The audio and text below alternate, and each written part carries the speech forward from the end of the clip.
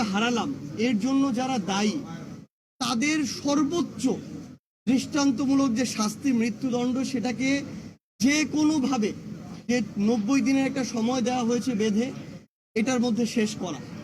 বাংলাদেশে আজকে থেকে যদি 5-10 বছর আগে আমাদের বোন আসিয়ার মতো যারা ধর্ষণের শিকার হয়েছিল তাদের বিচারগুলো হতো, তাহলে আমাদের বোন আসিয়াকে আমাদের এভাবে হারাতে হতো না।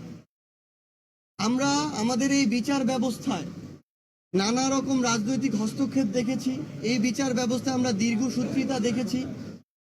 আমরা সামগ্রিকভাবে কোনোদিন একটা দেশে যেমন বিচার ব্যবস্থা থাকা উচিত এটা দেখিনি। সেই জায়গা থেকে আমরা মনে করি যে এখন সময় হয়েছে সর্বোচ্চ দৃষ্টান্তমূলক মৃত্যুদণ্ড যে শাস্তি এটা নিশ্চিত করা, এবং এর মধ্য দিয়ে আগামীর বাংলাদেশে যেন আমার আর কোনো বোনকে না হারাতে হয় এটা আমাদের নিশ্চিত করতে হবে। এবং এটা যদি এবার আমরা না পারি তাহলে আমরা দিন শেষে ব্যর্থ হয়ে যাব, কিন্তু আমরা আর এই ব্যর্থটা হতে চাই না। এবং আমার মনে হয় যে আমাদের মায়ের যে আহাজারি, বাবার যে পাগল প্রায় অবস্থা, সেটা কোনোদিন এরকম কথা বা ভাষায় প্রকাশ করা সম্ভব নয়। আমরা শুধু একটা জিনিসই চাই, ওই ধর্ষকদের আমরা মৃত্যুদণ্ড চাই। আর ধর্ষণ নামক এই যে নৃশংস একটি ঘটনা, এগুলো যেন আজকে থেকে বাংলাদেশে চিরতরে শেষ হয়ে যায়, সেই উপযুক্ত ব্যবস্থাগুলো দেখতে চাই।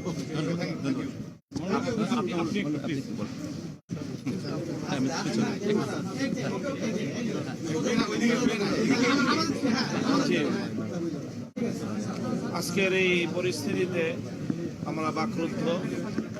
আমরা নিপীড়িতা আসিয়ার পরিবারের পাশে এসে দাঁড়িয়েছি। তার মা বারবার মূর্ছা যাচ্ছে এবং হুঁশ ফেরার পরে একই কথা তার মায়ের মুখে উচ্চারিত হচ্ছে যে অপরাধীদের দ্রুত সময়ে বিচার যেন হয়। আমরা ইতিমধ্যে সরকারের একজন মাননীয় উপদেষ্টা মহোদয় এখানে উপস্থিত হয়েছেন।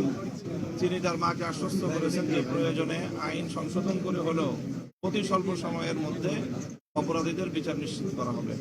এখানে শুধু ধর্ষণ কাণ্ডই সংগঠিত হয়েছে তা নয়, বরং তার সঙ্গে যে নির্মমতা এবং পরিকল্পিতভাবে তাকে যে হত্যা করার যে কার্যক্রম, সেই হত্যার অপরাধও এখানে সংগঠিত হয়েছে।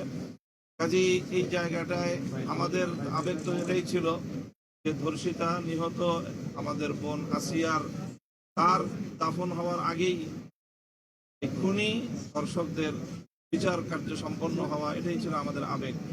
কিন্তু এরপরও আমরা আইনের যে বাধ্যবাধকতা রয়েছে সেই সময়টুকু আমরা সরকারকে দিতে চাই, এবং সরকারের পক্ষ থেকে ইতিমধ্যে যে আশ্বস্ত করা হয়েছে, প্রতিশ্রুতি দেওয়া হয়েছে, আইন সংশোধন করে হলেও অতি দ্রুত সময়ের মধ্যে দৃষ্টান্তমূলক একটি বিচারের মাধ্যমে গোটা বাংলাদেশকে এই মেসেজ দেওয়া হবে আগামী দিনে আর কোনো অপরাধী এই ধরনের অপরাধ করার দুঃসাহস না দেখায়।